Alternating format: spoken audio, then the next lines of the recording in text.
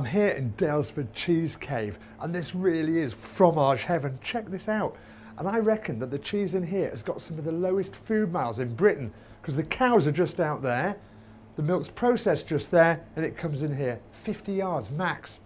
Now, for the dish I'm going to do next, I'm reckoning a bit of this organic Dalesford blue, because I'm going to do a blue cheese salad with some spiced pears and walnut. This is going to be perfect. So let's get cooking. So step one is the spiced pears. What I've got on here is some red wine with a splash of water in it. We've got a cinnamon stick, we've got star anise and a couple of cloves, which just gives it a fantastic flavour infusion. And the next thing to do is just quarter your pears and decore them. And then just bob those into the poaching liquor. So we're just going to simmer those for 10 minutes.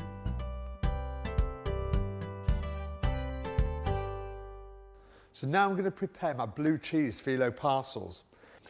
Now, phyllo pastry sounds a bit scary. It really isn't. I've actually got a clean, damp tea towel here, and that's great for just keeping the pastry nice and moist. You don't want it to dry out. So in between using it, just keep it covered like that. And then we're just going to do a double layer of pastry. So just take a single sheet, lay it onto your either chopping board. These granite surfaces are great for working with pastry, bread dough, all that kind of thing. And then just get your melted butter, and we're just going to quickly brush over the surface of the pastry. Right, we've got one sheet with the melted butter on. Then take a second sheet and lay it over the top of the first one. And don't worry too much if you get a few wrinkles in it. You can actually just strain it out like that quite easily. It's really surprisingly easy to work with. And then do exactly the same on the second sheet. Now, out of this double layer of phyllo, I'm going to get 6 blue cheese little balls. And the way we're going to achieve that is just by dividing the pastry into 6 equal sized pieces. And then just take your blue cheese and mould it into something just a little bit smaller than a golf ball, like a big marble, like the ones you used to play with when you were a kid. Bob it in the middle of the pastry like that. Do all 6 in one go. That's the easiest way.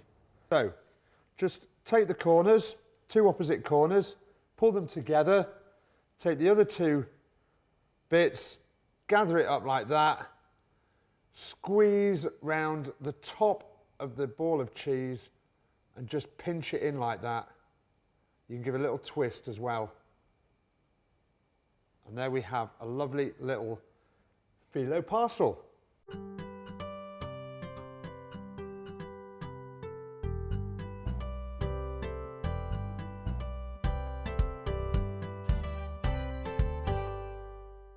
Right, we've got our oil heating in the wok here, and to test if it's the right temperature for deep frying, just drop a little cube of bread in, and it wants to brown in about 10 seconds. That's when it's at the right temperature. We're now going to very carefully drop in our little phyllo parcels. There we go. You wouldn't have thought you could use a wok on an induction hob, but they actually have these amazing little accessories that the thing sits on and conducts the heat. It's fantastic. A little tray with some kitchen paper on just to drain the oil off. And you can just give these a little poke around in the oil there and make sure they're nice and evenly brown all the way round.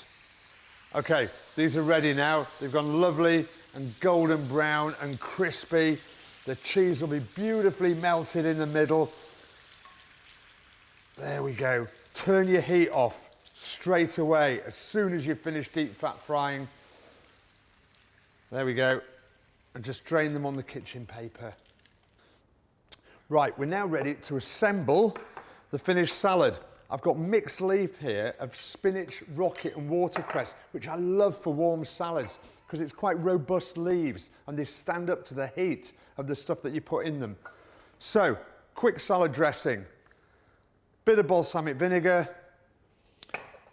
a bit of sea salt, twist of black pepper, and then just whisk in some extra virgin olive oil.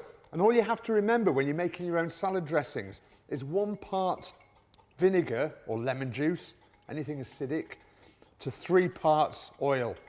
And you don't have to be exact about it. Now, how quick is that?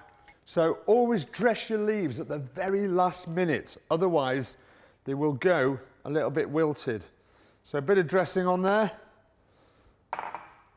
Again, a little bit of sea salt, twist of black pepper. I've got some walnuts there that we're just going to throw in.